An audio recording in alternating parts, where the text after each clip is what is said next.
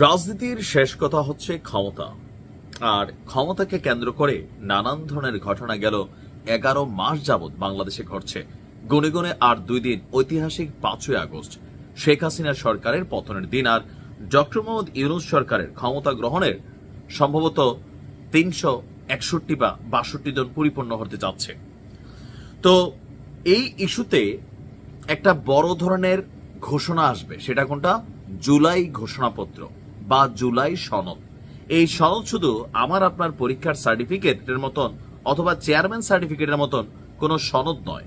এই সনদে অনেক কিছু নির্ভর করবে আগামীর বাংলাদেশের। তবে এই সনদের মধ্যে বেশ কিছু গুরুত্বপূর্ণ ইস্যু আছে যেগুলো কানেক্ট হতে যাচ্ছে।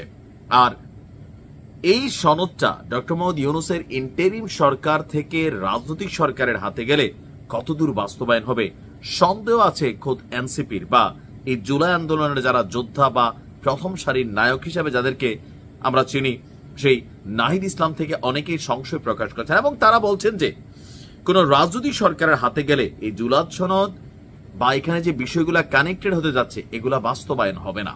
সুতরাং এই অন্তর্বর্তী সরকারের উচিত তারা ক্ষমতায় থাকতে থাকতে এগুলাকে বাস্তবায়ন করতে হবে, কিন্তু এটা কি সঠিক কোনো প্রসেস না। এখন নাহিদ ইসলামদের এই স্বপ্নে পানি ঢেলে দিয়েছে বিএনপি। কি করছে? নির্বাচন এবং সংবিধান সংশোধন নিয়ে গতকালকে একটা বক্তব্য দিয়েছেন দলটির স্থায়ী কমিটির সদস্য আমির খসরু মাহমুদ চৌধুরী। তিনি বলছেন যে সংবিধান সংশোধন করতে হলে তা অবশ্যই সংসদের মধ্য দিয়েই করতে হবে, এর বাইরে কোনোভাবেই তা সম্ভব না। আমরা যতদূর জানি যে আপনার এই জুলাই সনদের মধ্যে সংবিধান সংশোধনের কিছুটা ইস্যু আছে, আর এই ইস্যুটা যেভাবে এনসিপি চাচ্ছে যে এই সরকার করে দিতে, কিন্তু এই সরকার কি এখন জনগণ কর্তৃক নির্বাচিত সরকার না। বিশেষ প্রয়োজনে, বিশেষ সময়ে, বিশেষ কারণে আপনার এই সরকারটা গঠিত হয়েছিল, যেখানে রাজনৈতিক দলগুলোর সাপোর্ট ছিল। তো সেই রাজনৈতিক দলগুলোর সাথে এখন এই সরকারের সম্পর্কের জায়গাটা তলানিতে চলে আসছে। আমির খসরু সাহেব বলছেন সংবিধানের যে কোনো সংশোধন করতে হলে তা সংসদের মাধ্যমেই করতে হবে এবং এর জন্য সব রাজনৈতিক দলকে জনগণের কাছ থেকে ম্যান্ডেট নিতে হবে। গণতান্ত্রিক এবং স্বচ্ছ প্রক্রিয়ার মাধ্যমে যদি কোনো পরিবর্তন আনতে হয় তা সংসদের বাইরে সম্ভব নয়। যারা আগামীর গণতান্ত্রিক প্রক্রিয়াকে বাধাগ্রস্ত করতে চায়, নির্বাচনকে বাধাগ্রস্ত করতে চায়, তারা আসলে গণতন্ত্র কিংবা সংসদীয় ব্যবস্থায় বিশ্বাস করেন না। তারা ঠিক কি চায় তা তারা নিজেরাও জানে না, এই কথাটা সত্য। এনসিপি জানে তারা কখনোই ক্ষমতায় যাবে না। এমপি তো দূরের কথা, একটা উপজেলা চেয়ারম্যান অথবা লোকাল পর্যায়ে চেয়ারম্যানও পাশ করে কিনা সেখানে সন্দেহ আছে।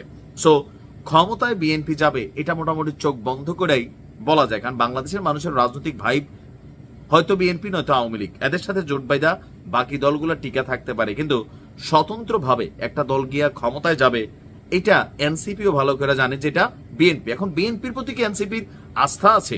না, বিএনপির প্রতি এনসিপির কোনো আস্থা নাই। তাদের কথাবার্তা, চাল চলন, বিভিন্ন বক্তব্য আপনি যদি প্রতিনিয়ত শোনেন তাহলে বুঝতেই পারবেন যে রাজনৈতিক দল হিসেবে জুলাই সনদকে বাস্তবায়ন করবে, সেখানে কানেক্টেড হওয়া প্রত্যেকটা জিনিস একটা রাজনৈতিক দল পুঙ্খানুপুঙ্খভাবে মাইনা চলবে, এটার উপর আস্থা কিন্তু এনসিপি রাখতে পারতেছে না। তো তারা যেটা আস্থা রাখতে পারতেছে না, সেইখানে তাদের প্রতি অন্য রাজনৈতিক দলগুলো কি আস্থা রাখার মতো জায়গা আছে বা এই দেশের জনগণের? তাও কিন্তু নাই। আমি এনসিপি নিয়ে করা সমালোচনা করি এই কারণেই যে আমারও ভিডিওগুলো কিন্তু এখনো চ্যানেলে আছে। 5ই আগস্ট পরবর্তী সময়ে এনসিপিকে আমরা যথেষ্ট সাপোর্ট করছি, তখন রাজনৈতিক দল হয় নাই, কিন্তু যখন এই মুহূর্তে আসা এই দলগুলো সর্বোচ্চ পর্যায় থেকে একদম রুট লেভেলে দুর্নীতি, চাঁদাবাজি, বিভিন্ন জিনিসের হাতে গোনা 2-1 জন নেতৃত্ব ছাড়া প্রত্যেকের নামে অথবা এপিএস, কারো বাবা, কারো ভাই, এখন ক্ষমতায় থাকাকালীন তো এগুলো কিছু হয় না। আওয়ামী লীগের সময় হয়েছে, এখন একটার পর একটা বের হচ্ছে না, বের হচ্ছে, গণমাধ্যম লিখতেছে না, লিখতেছে। এখন তাদের বিরুদ্ধে হয়তো অনেক কিছু আমরা দেখতেছি না, বাট যতটুকু দেখতেছি এটারও কোনো অ্যাকশন দেখছি না।